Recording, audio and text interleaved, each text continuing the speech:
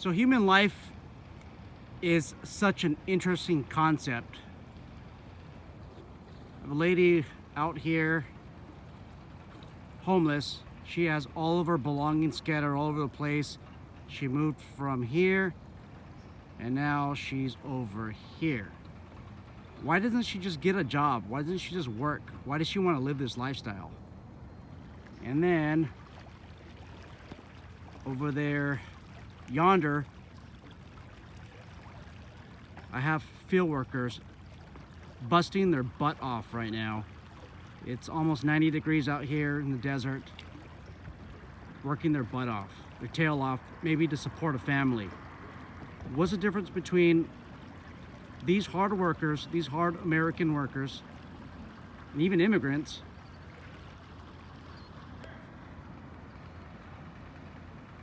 compared to this lady here? Hey guys, it's Sean. Today's video we're going to be talking about behavioral health challenges. Why are people homeless? And I have a perfect background. I got some hard workers in the background, plowing our fields, bending down every single day, stooping low, causing back problems, and working until the age of 70 sometimes. Perfect backdrop. My experience of working with the homeless is law enforcement and security, very long time. I've even done surveys on them. And this is what I found, is that at the very least, 50% of our homeless population involve the following. Number one, alcoholism is prevalent. And number two, drug abuse. Number three is behavioral health challenges. And I don't like to say mental health illness or mental health problems. I like to say behavioral health challenge, because a lot of us have behavioral health challenges.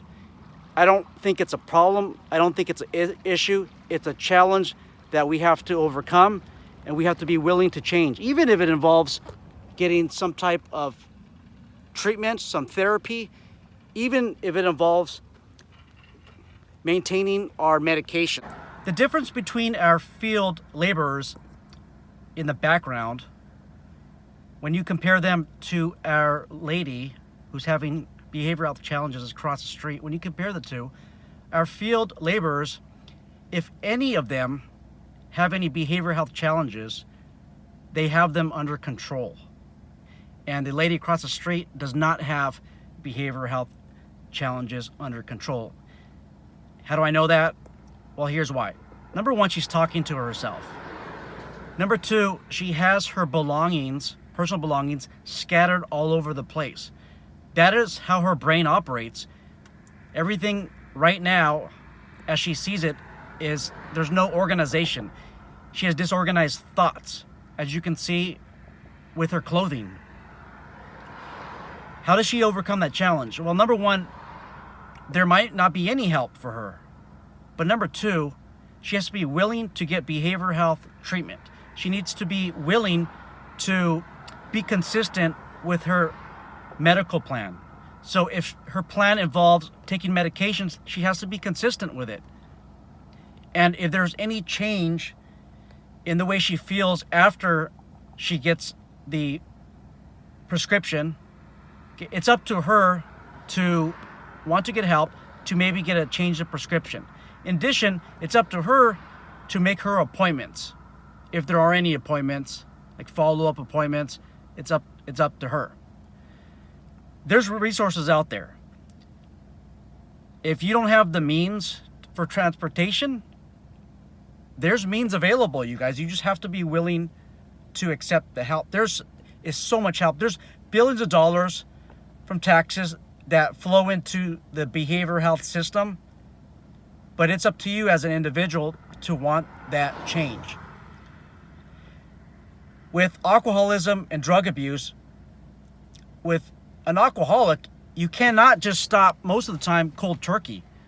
If you stop just cold turkey, you can die from a withdrawal for not having appropriate amount of alcohol in your system. You can die from that.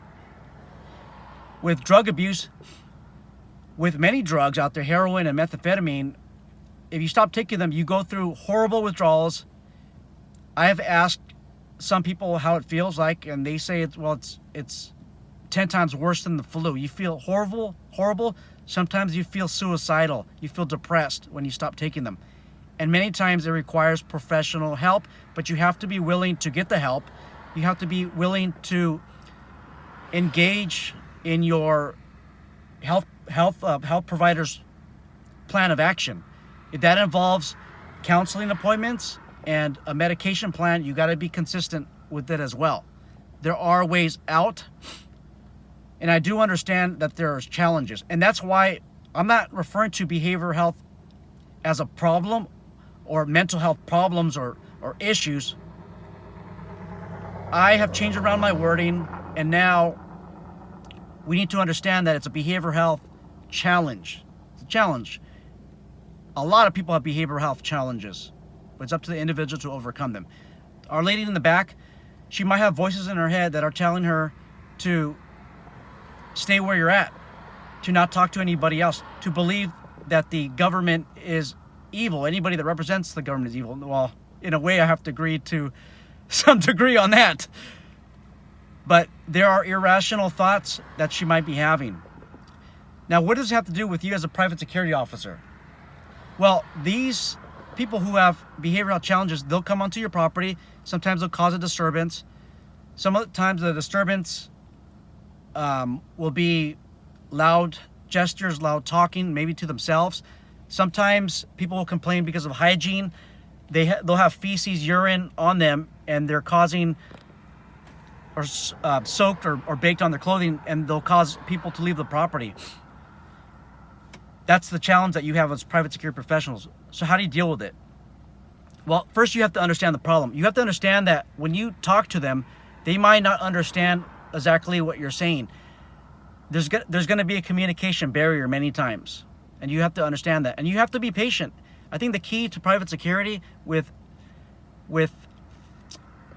addressing the behavioral health challenges that are out there, I think the key issue or the key factor into getting closer to communicating is patience.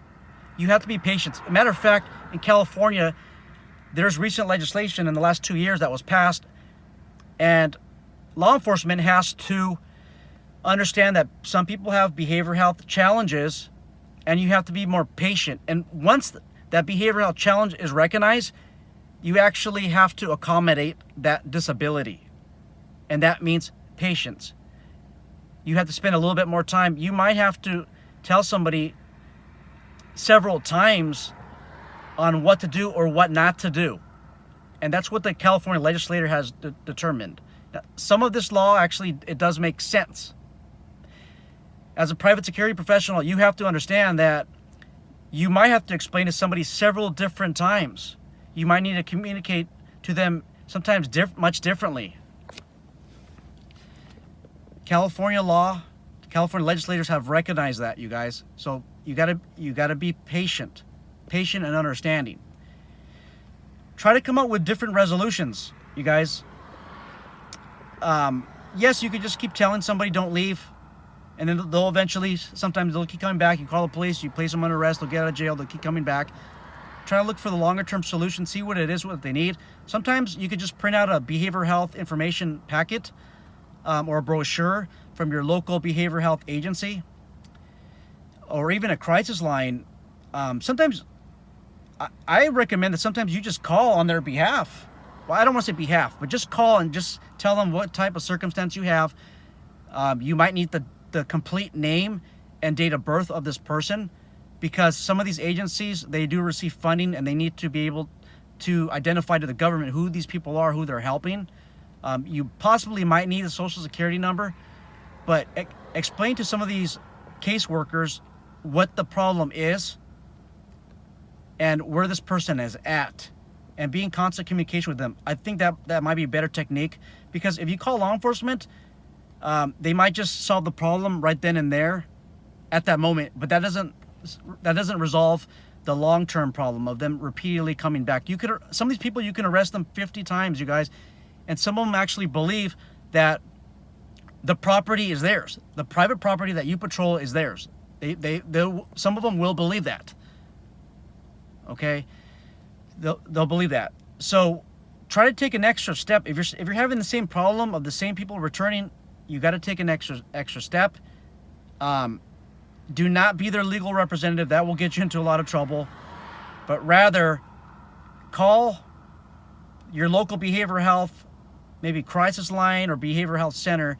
Talk to a caseworker. Tell them what problem that you're having, and maybe they can help you guys. Sometimes it's just a matter of them reaching out to a relative or family in another state, because sometimes they're missing. They're missing person. They're missing people.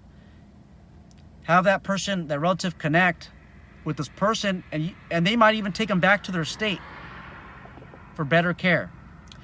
That's all I have right now. If you guys have any questions, concerns, additional comments, let me hear it. Let us all hear it. I like to know what you all have to say. Please like this video, share this video with other people who might be able to benefit from it.